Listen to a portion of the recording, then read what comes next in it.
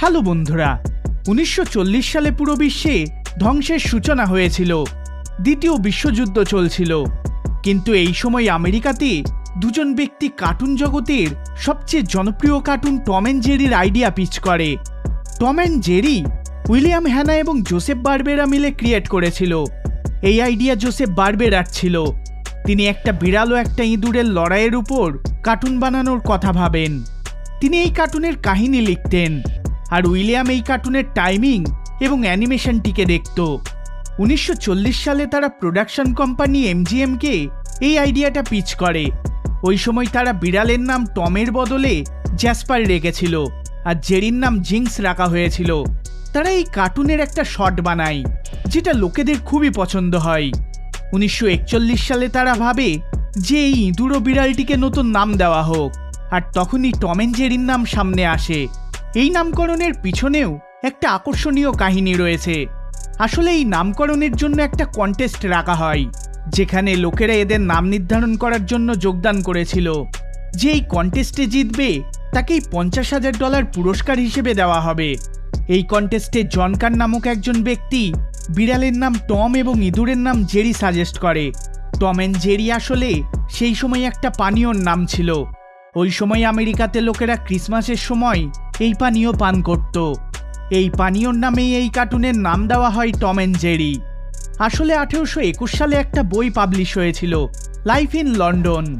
এই বইতে দুটি ক্যারেক্টার ছিল, কলেন্থিয়েন টম আর জেরি হথর্ন। এই দুই চরিত্র সবসময় নিজেদের মধ্যে লড়াই করত। এখান থেকে এই ইংলিশ নাম টম অ্যান্ড জেরি খুবই জনপ্রিয় হয়ে যায়। এই নামে সেই সকল লোকেদের ডাকা হতো যারা একে অপরের সাথে সর্বদাই লড়াই করত। এরপর টম অ্যান্ড জেরি নামে ওই পানীয় সামনে আসে, আর এই পানীয়র নামে টম অ্যান্ড জেরি কার্টুনের নাম রাখা হয়। একটা বিড়াল ও একটা ইঁদুর, যারা সবসময় একে অপরের সাথে লড়াই করে চলেছে। কিন্তু বন্ধুরা, যেমন যেমন এই কার্টুন বিশ্বের সর্বত্র জনপ্রিয় হতে শুরু করে, তেমন তেমন এই কার্টুনের সাথে কিছু কন্ট্রোভার্সিও জুড়তে শুরু করে। যেমন টম অ্যান্ড জেরিতে একটা ক্যারেক্টার দেখানো হয় যার নাম মামি টু সুস ছিল। টম অ্যান্ড জেরি যে বাড়িতে থাকতো, এই মহিলাটি সেই বাড়ির পরিচারিকা ছিল। সে ওই বাড়িতে কাজ করত, আর যখনই ওই মহিলা কথা বলতো তখনই তার অ্যাকসেন্ট ব্ল্যাক লোকেদের মতো হতো।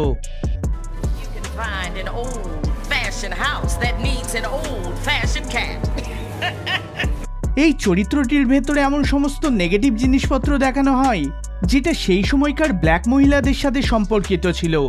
এর ফলে টম অ্যান্ড জেরির উপর নানান কন্ট্রোভার্সি শুরু হয়ে যায়। এই কার্টুনটাকে রেসিস বলা হতে থাকে। এই কন্ট্রোভার্সি এতটা বেড়ে যায় যে পরে এই কার্টুনের কিছু এপিসোডগুলোকে এডিট করতে হয়, আর এই ক্যারেক্টারটিকে রিপ্লেস করতে বাধ্য হয় ক্রিয়েটাররা। আরও একটা কন্ট্রোভার্সি টম অ্যান্ড জেরির একটা এপিসোডের সাথে জুড়ে রয়েছে। এই এপিসোডটি 1956 সালে এসেছিল। এতে দেখানো হয় যে টম অ্যান্ড জেরি ডিপ্রেসড রয়েছে, আর একটা ট্রেনের সামনে এসে তারা নিজেদের জীবন শেষ করে দেয়। এই এপিসোডে টম একটা বিড়ালের প্রেমে পড়ে যায়। টম ওই বিড়ালের জন্য অনেক কিছু করে, কিন্তু ওই বিড়াল একটা ধনী বিড়ালের সাথে বিয়ে করে নেয়, আর এটা দেখে টম ডিপ্রেশনে চলে যায়। এই এপিসোডে জেরিকে টমের বন্ধু হিসেবে দেখানো হয়। সে টমকে নানাভাবে বোঝানোর চেষ্টা করে, কিন্তু খুব শীঘ্রই জেরিও যার সাথে বিয়ে করতে চায়, সেই ইঁদুরটিও অন্য এক ইঁদুরের সাথে বিয়ে করে নেয়। এই এপিসোডের শেষে এমন একটা ডার্ক সিন দেখানো হয় যেটা কোনো কার্টুনে দেখানো একদমই উচিত নয়। টম অ্যান্ড জেরি রেল লাইনের উপর বসে থাকে আর ট্রেন আসার অপেক্ষা করতে থাকে। এই এপিসোডের পরে লোকেরা ভাবে যে এটা হয়তো টম অ্যান্ড জেরির শেষ এপিসোড, কারণ তাদের মৃত্যু হয়ে গিয়েছে, কিন্তু সেটা সঠিক ছিল না। পরে এই ডার্ক এপিসোডটিকে অনেকবার ব্যান করা হয়। বন্ধুরা, টম অ্যান্ড জেরির এপিসোডগুলোতে সিগারেট দেখানোর কারণেও ব্যান করা হয়, কারণ এই কার্টুনের কিছু এপিসোডে এই বিড়াল ও ইঁদুরটিকে স্মোকিং করতে দেখানো হয়। কারণ এই কার্টুনের মেন দর্শক ছিল বাচ্চারা, আর যার ফলে টম অ্যান্ড জেরির প্রায় প্রত্যেকটা এপিসোডগুলোর থেকে স্মোকিং সিনগুলোকে সরিয়ে দেওয়া হয়। বন্ধুরা, টম অ্যান্ড জেরির আরও একটা ইন্টারেস্টিং ফ্যাক্ট রয়েছে। ওই সময় অ্যানিমেশন বানানো খুবই ব্যয় সাপেক্ষ ছিল, আজও রয়েছে যদিও, কিন্তু আজকের তুলনায় ওই সময় রিসোর্সেস খুবই কম থাকতো। এই জন্য 1960-এর দশকে টম অ্যান্ড জেরির কস্ট কম করার জন্য এই কার্টুনগুলোকে চেক রিপাবলিকের একটা শহরে প্রাগের একটা ছোট্ট স্টুডিওতে বানানোর কাজ শুরু হয়। আমেরিকার ডাইরেক্টরস ও রাইটার্সরা এই কার্টুনগুলো স্টোরি লাইন্স দেখত, আর তারপর প্রাগে থাকা অ্যানিমেটার্সরা ওই কার্টুনগুলোর অ্যানিমেশন বানাতো। চেক রিপাবলিকের অ্যানিমেটার্সরা খুবই পরিশ্রম করত, কিন্তু সমস্যা হলো তাদের কাছে অত রিসোর্সেস ছিল না, যার ফলে ধীরে ধীরে টম অ্যান্ড জেরির অ্যানিমেশনগুলোর কোয়ালিটি বেশ নিচে নেমে যায়। কিন্তু তারপরেও ৮৬ বছর আগে বানানো এই কার্টুন আজও লোকেরা সমানভাবে এনজয় করে চলে।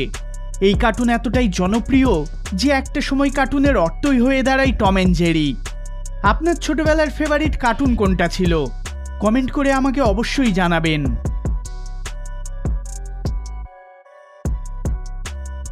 এই ভিডিওটি যদি আপনাদের ভালো লেগে থাকে তাহলে অবশ্যই লাইক শেয়ার করবেন, আর চ্যানেলে নতুন হলে সাবস্ক্রাইব করবেন। দেখা হবে পরের বার অন্য কোনো ভিডিওতে। ধন্যবাদ।